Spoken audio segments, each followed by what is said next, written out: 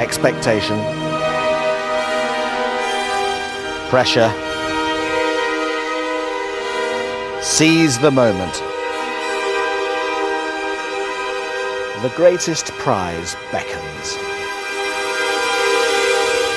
Don't worry, here's Murray. And for fans of Purple Flowers, there's a lovely shot just to kick things off. And after all the drama of yesterday, we had nobody taking anything for granted today in the men's and ladies singles. Two former champions here to discuss the events of today. And both their countries have agonising evenings ahead of their big World Cup matches tomorrow, which we will maybe just drop into the conversation a little bit later on. The Old Enemy gala dinner in Edinburgh last night, just a friendly precursor to the meeting of the oldest of enemies at Murrayfield today. 700 years on from Bannockburn, 143 after the countries first met on a rugby field, 30 years after a Scotland Grand Slam. Random anniversaries will count for nothing in less than half an hour's time. It's about two sides recovering from an opening weekend defeat, desperate to get off the mark in this year's championship, but only too well aware that no matter how much everybody tries to underplay the political undertones, Scotland against England is never just another match. So as Chris said there, England next opponent are Ireland, 2 weeks' time at Twickenham.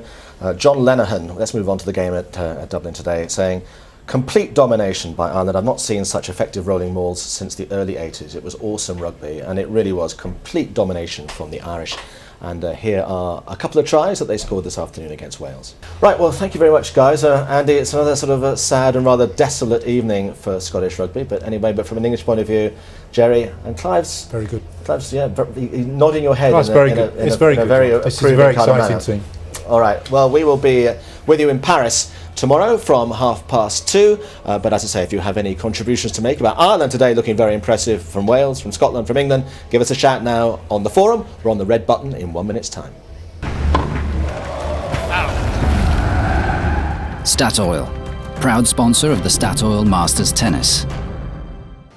Well, just before we have the doubles to round off the afternoon's entertainment on the court, we're going to hear a few more words from John McEnroe, because he's always worth listening to, being deliberately controversial or just suddenly throwing a pebble in the water and just seeing what ripples it makes.